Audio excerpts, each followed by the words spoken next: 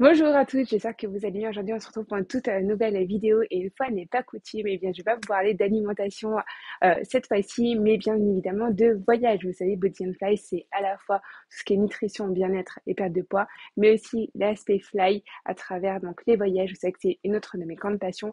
Et donc aujourd'hui, on va parler notamment de conseils et astuces en matière de valises, de vêtements et d'affaires pour pouvoir partir en Islande en hiver. C'est une période qui est assez compliquée au niveau des conditions climatiques et c'est une destination qu'il faut vraiment préparer. Alors, je vais vous montrer un petit peu ce que j'ai pris dans ma valise avec moi. Alors, on va commencer tout de suite à regarder ce qu'il y a à l'intérieur de ma valise. Je vais vous montrer un petit peu. C'est assez simple et vous allez vite comprendre pourquoi en fait c'est hyper important de s'organiser lorsqu'on part en Islande parce que les vêtements prennent beaucoup de place et donc du coup moi ma technique est assez simple. En fait j'utilise notamment des filets comme ça hyper intéressants et je roule mes vêtements ce qui me permet notamment de pouvoir gagner de la place. Donc, vous voyez, par exemple, là, c'est un pantalon qui est enroulé. Et donc, du coup, eh bien, j'ai un gain de place énorme. Et donc, j'ai pris plusieurs petits pantalons comme ça, assez simples. Pourquoi? Parce qu'en fait, en dessous, je vais mettre donc tout ce qui est collant. Et du coup, j'en ai pris plusieurs qui me permettent de pouvoir avoir chaud. Donc, voilà un petit peu ce qui se trouve à l'intérieur des filets. Et du coup, je les range comme ça, hop, je referme. Et voyez, en fait, au niveau bazar, en fait, c'est hyper facile, en fait, à ranger. Alors, les gros pulls qui rentrent pas, par exemple, comme celui-ci, eh bien, je les mets à l'écart. Donc, au moins, ça me permet, en fait, d'avoir une organisation de valise optimale. Autre chose en fait à prendre notamment lorsqu'on est en Islande, donc il faut penser aux collants chauds, aux pantalons chauds, aux polaires comme j'ai actuellement ici, mais aussi en fait tout ce qui est maillot de bain parce que il y a forcément en fait beaucoup de sauna en fait dans l'île et donc du coup il y a potentiellement si vous allez dans un hébergement en fait un sauna en fait à disposition donc du coup vous pouvez y aller si vous portez bien évidemment un maillot de bain donc ça c'est hyper important.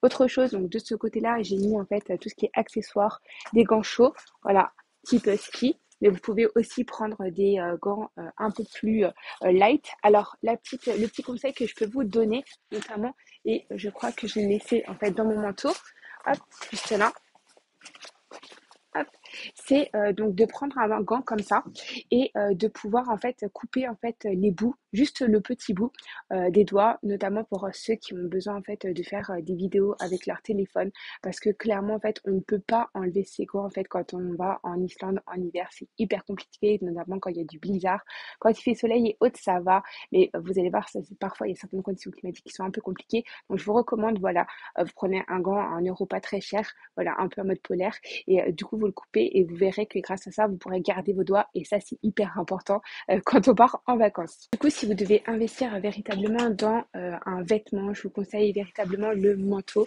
Moi personnellement j'ai choisi celui-ci qui est vraiment top. Pourquoi? Parce qu'en fait pour vous montrer un petit peu il est hyper intéressant parce que du coup il a au niveau en fait de la doublure vraiment la possibilité de pouvoir en fait nous couvrir jusqu'à -20 degrés et c'est mentionné en fait ici dans le manteau et donc j'ai tendance plutôt à avoir une peau qui est très sensible en fait au froid. J'ai très froid très régulièrement et donc celui-ci est vraiment top. Il vient de chez Quechua et donc du coup c'est le Winter Trail et véritablement voilà je vous le conseille, il est vraiment top. En plus il a plein de poches. Donc en fait, on peut mettre pas mal de choses, ne serait-ce que caméra, voilà, tout ce qui est appareil, téléphone et autres. Et donc hyper facile. Les gants aussi, parce que voilà, quand on est dehors, en fait, on n'a pas forcément la possibilité de tout sortir. C'est compliqué. Autre, voilà, on a des conditions climatiques qui nous aident pas. Donc voilà, le fait d'avoir tout à portée de main à travers plein de poches, ça c'est plutôt top. Et au niveau de la chaleur, il permet vraiment d'avoir bien chaud. Donc voilà, je vous le remonte comme ça vous permettra de voir voilà, à quoi il ressemble.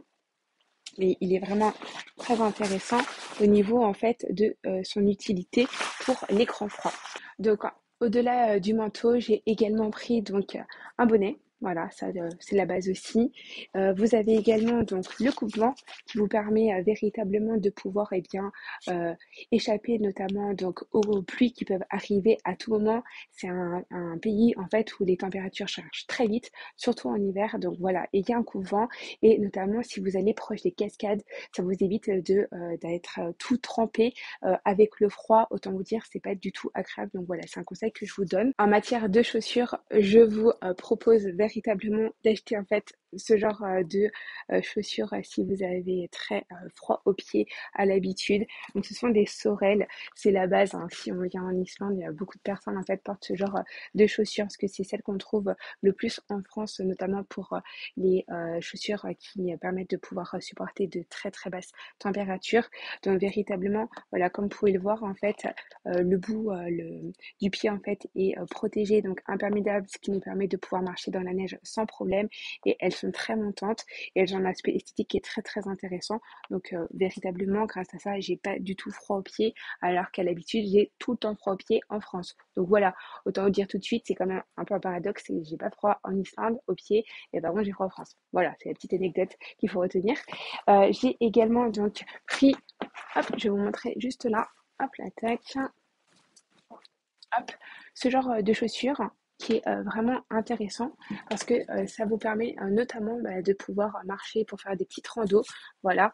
Et du coup, voilà, on a vraiment la chaussure hiver hyper pratique, alors qui est pas très très montante celle-ci. Donc en fait, il faut plutôt la privilégier quand voilà, il n'y a pas des tempêtes de neige ou autre, ce genre de choses. Mais en tout cas, vraiment hyper bien. Et pareil, elle permet d'avoir chaud aux pieds et ça, véritablement, c'est pas négligeable en Islande.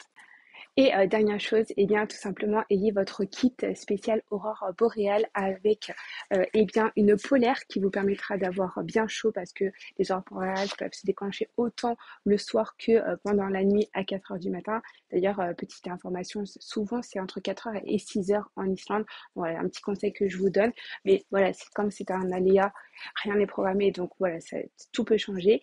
Et aussi donc la lampe torche qui vous permettra à la fois de voir sur le chemin parce que c'est vraiment nuit noire, mais également pour faire les photos. Donc voilà, dernier petit conseil que je pouvais vous donner en matière de valise. Bien évidemment, votre valise caisse et autres, ça, c'est la base.